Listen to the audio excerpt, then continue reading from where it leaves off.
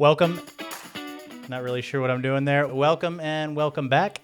This video comes from the comment section, and these are my favorite videos to do. Today's question comes from ShareLawyer7978. We're going to put that name up on the screen so I don't butcher it. And the question is, what up, Bosch? Can you make a video on downshifting? I see a lot of track riders not rev matching and just slipping the clutch. Even better, how to handle braking while downshifting. This is a great question, and thank you very much for the comment. A reason you may not see people rev match at the track is simply they suck and they don't know how to ride a motorcycle. Just kidding, kind of. You should know how to rev match. No, one of the main reasons in 2026 that you might not see a lot of people rev matching is their bikes either have a slipper clutch equipped to it or an auto blip equipped to it. This type of technology is pretty ubiquitous now on the racetrack.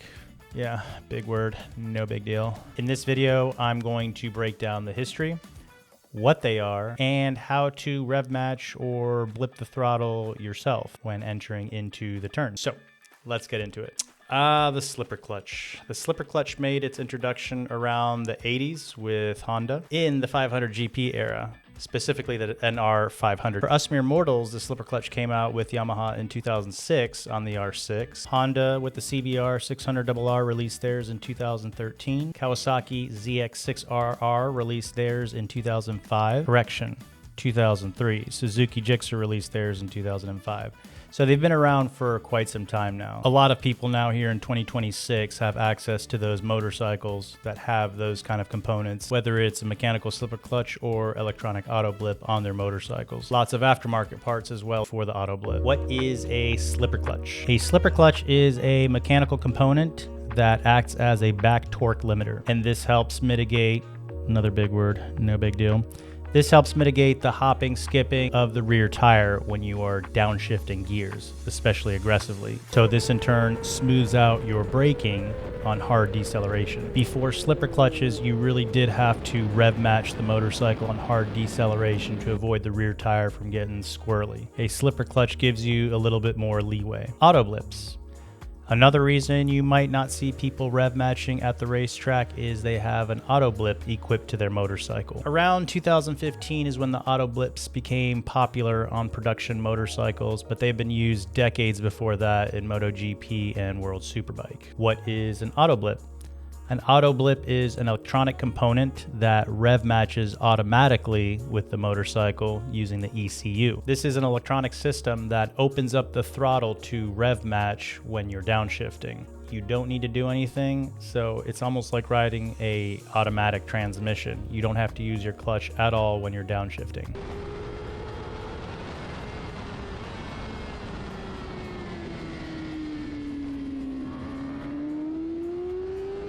Using an auto blip the first time when you're downshifting, it feels like you're gonna break the motorcycle. When you're going into the turns and you're just fighting every instinct not to use the clutch, and you're just downshifting, you think you're gonna break the motorcycle, and then you get used to it and you're just railing into the turn without using your clutch. It's pretty cool. So what if we don't have an auto blip or a slipper clutch? Then we have to rev match or blip the throttle for a smoother braking experience.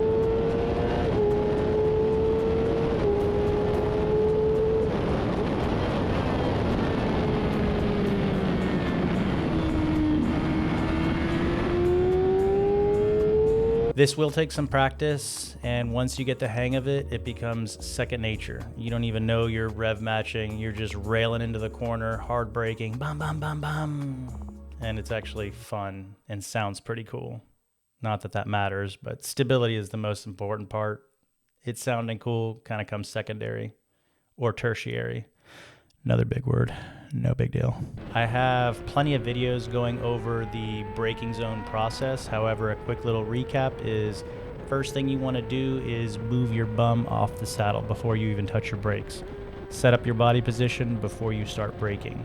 And what this is going to do is stabilize your motorcycle once you get to turn in. Mistake I see all the time is people are braking, last second they're setting up their body positioning and turning into the motorcycle. And what that's going to do is upset your suspension, and you're not going to have a very consistent entry point. So first things first, early setup. Number 2, make sure you have a brake reference point so you have something to adjust to once you start your braking process. Step number 2, you want to roll off the throttle and start applying brakes. Nice gentle squeeze at the beginning and then start putting on the power. At the same time, while you're applying brakes, you're going to shift through your gears.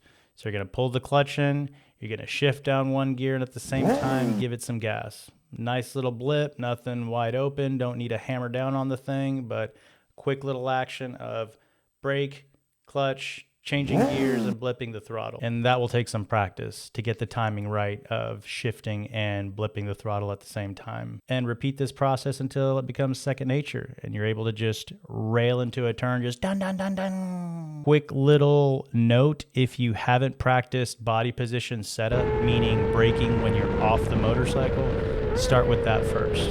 Don't even worry about the blipping, rev matching, any of that. Just start with getting comfortable braking while you're already off the saddle. Once you become comfortable with braking while your butt is off the saddle, then you can start moving to the next steps. That way you're not overloading your mind with too many things in such a short amount of time. Some mistakes you may encounter when you're trying to rev match or blip the throttle, anticipating the throttle blip or giving it too much gas. Remember, it's gonna take some time to get that timing right, and you don't have to give it so much gas. Don't drag the clutch when you're letting it go. Be confident, release the clutch. Quick little update in my life is I have teeth now.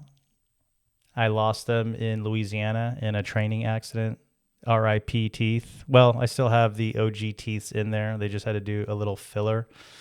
If you want to know the story, I'll let you know on the next video. Comment story at the bottom if you want to hear what happened in the training accident. I hope this answered your question. If anyone ever has a question, leave them in the comments below. I love making videos about them or just answering them in the comments directly. If you found any value at all in this video, considering subscribing for future motorcycle content or using your clutch or throttle hand to leave a like, and I will see you in the next video. Thank you very much for watching.